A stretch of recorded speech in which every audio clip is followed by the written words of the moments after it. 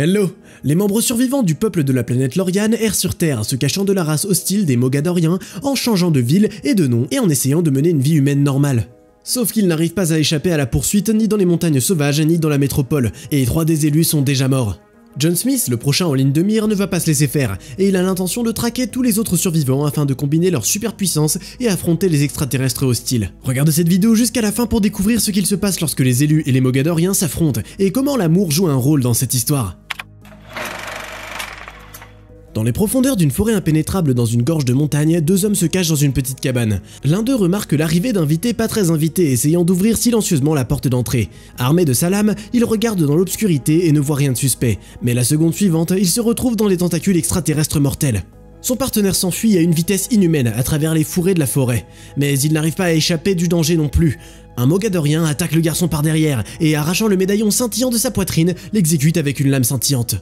On retrouve le même médaillon sur la poitrine de Daniel, qui est sur un jet ski, en train de faire la course avec ses amis. Ces incroyables cascades attirent l'attention d'une jolie blonde qui veut sortir avec lui. Tout en jouant dans l'eau, le couple regarde le ciel étoilé jusqu'à ce que Daniel soit soudainement transpercé par une douleur terrible provenant d'un point lumineux sur son tibia. La fille effrayée essaie d'aider le garçon, mais réalisant qu'il n'est pas humain, elle s'enfuit. Daniel fait pareil, faisant de son mieux pour se cacher des regards indiscrets. À l'aube, le garçon est retrouvé par Henry, à qui Daniel rapporte que le 3e d'entre eux est mort et qu'une nouvelle marque est apparue devant de nombreux témoins, ce qui fait que les vagabonds doivent une fois de plus faire leurs valises et partir à la recherche d'un autre abri.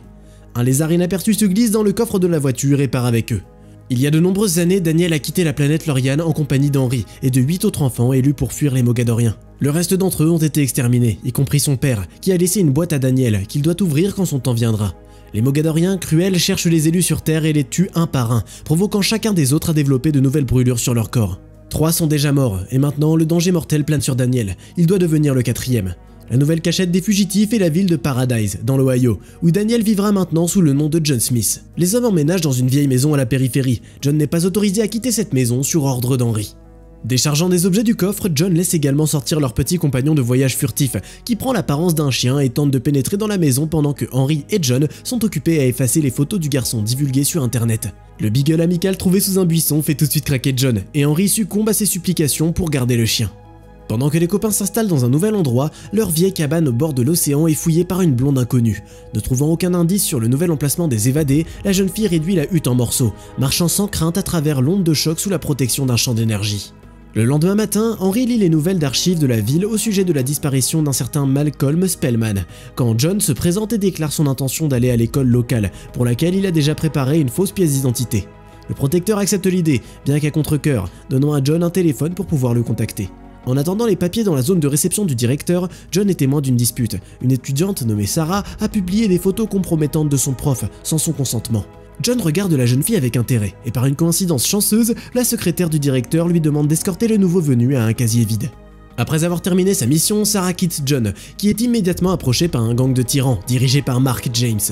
Les gars sont sarcastiques mais amicaux, et ils lui proposent de le protéger si quelqu'un s'en prend à lui. Sam, le nerd local, n'a pas ce privilège, et Mark l'humilie devant John. Ça se reproduit à nouveau dans la cour de l'école, pendant la pause, où Sam se fait frapper par un ballon.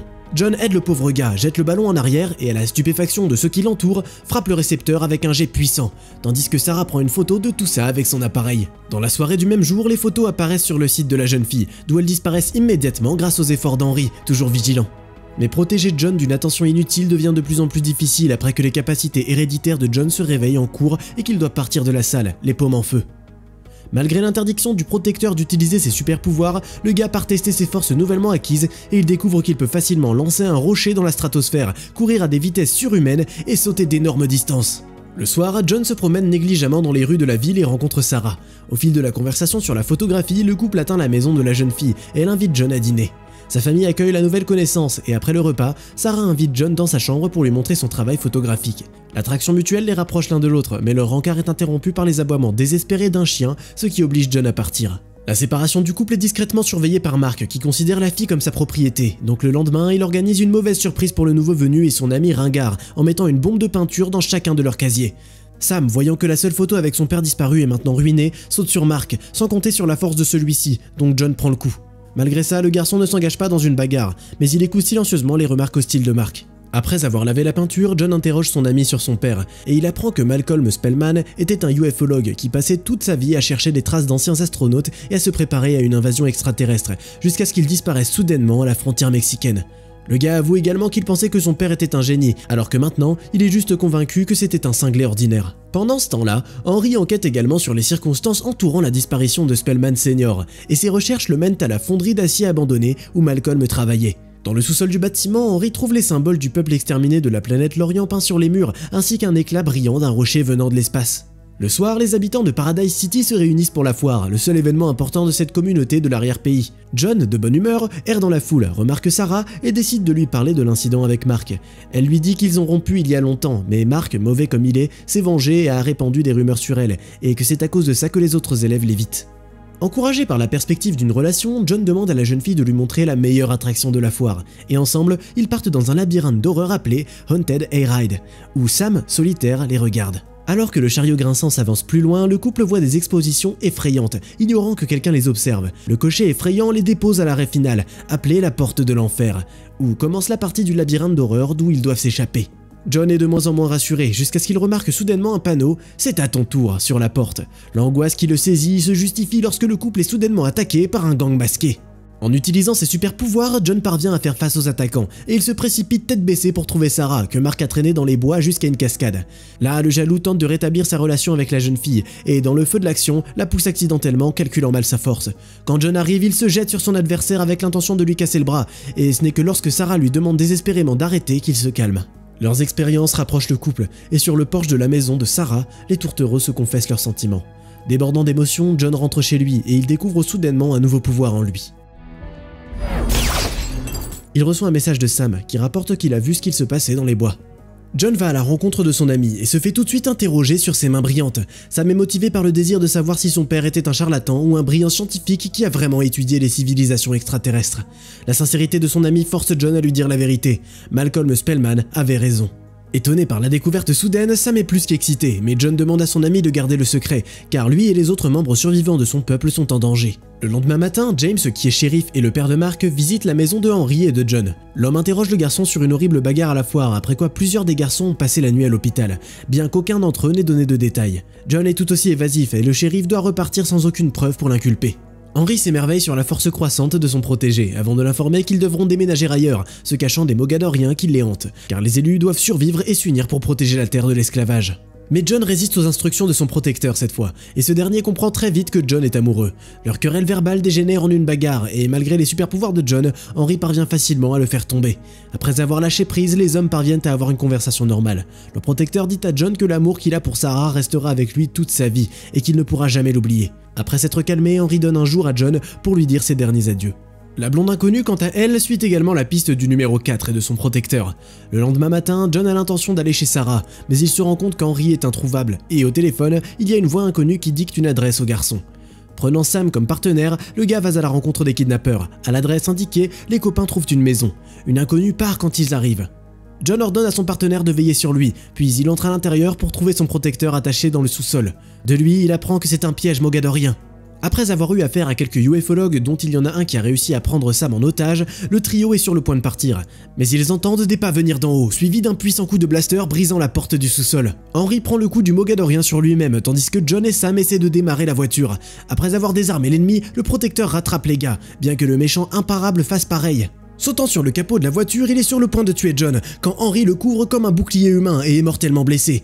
Perdant conscience, le protecteur donne une pierre à son protégé, qui fonctionne comme un localisateur et qui l'aidera à retrouver le reste des élus. Henry meurt dans les bras de John. Pendant ce temps, dans l'Ohio, Henry et John sont accusés de terrorisme et mis sur une liste de recherche. Avant de partir à la recherche des autres élus, les copains retournent en ville. John a l'intention de dire au revoir à Sarah, puis il s'avère que Sam a vu l'autre moitié de la pierre de l'espace parmi les affaires de son père. Après s'être présenté à une fête sans déguisement, John cherche Sarah. Le couple essaie de régler leurs problèmes sur le toit quand des voitures de police apparaissent dans la cour. Le gars a l'intention de s'enfuir, laissant la fille derrière, quand Sarah glisse soudainement du toit, et John doit utiliser son pouvoir devant le shérif pour la sauver. Maintenant, les amants doivent s'échapper ensemble. Mark, enragé, part avec son père pour trouver les fugueurs, sauf qu'ils sont pris en embuscade par les Mogadoriens, qui assomment immédiatement le shérif et prennent Mark comme guide.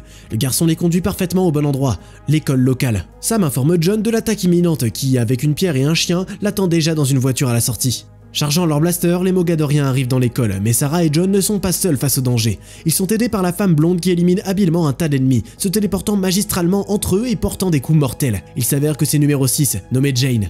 Elle rapporte que toutes les sorties de l'école sont bloquées et que les méchants ont lancé une paire de monstres Mogadoriens assoiffés de sang à l'intérieur du bâtiment. Le chien fidèle, qui est une chimère et a maintenant repris sa forme réelle, vient aider John dans la bataille avec le monstre de l'espace. Après avoir vaincu les hommes de main du chef de gang Mogadorien, la compagnie prévoit de s'échapper de l'école à travers le stade, mais une embuscade les y attend. S'engageant dans des combats inégaux et combinant leurs super pouvoirs, John et Jane remportent une victoire écrasante sur le mal. Le lendemain matin, les partenaires d'armes sont sur le point de partir à la recherche du reste des élus en compagnie de Sam, qui espère retrouver son père, et avant qu'il ne parte, Mark se présente. Le gars leur tend la boîte du père du garçon, qu'il a volé dans la salle d'épreuve du poste de police. John doit maintenant dire au revoir à Sarah, promettant de revenir, et l'équipe des protecteurs est rejointe par leur fidèle ami qui est revenu du champ de bataille. Comme toujours, tu peux retrouver le nom du film dans la description, et dans les commentaires tu peux nous dire si tu pensais que la blonde et le chien étaient du côté du mal, ou si tu avais tout compris tout de suite. Puis n'oublie pas de liker cette vidéo et de t'abonner à la chaîne, pour ne pas rater la prochaine vidéo géniale. Regardez un film intéressant en quelques minutes, facile. La chaîne Popcorn Sucré a un format ultra pratique qui t'attend. Des courts récits de films allant des films d'auteur aux blockbusters hollywoodiens. Viens récupérer ton pass illimité en cliquant sur le bouton abonner.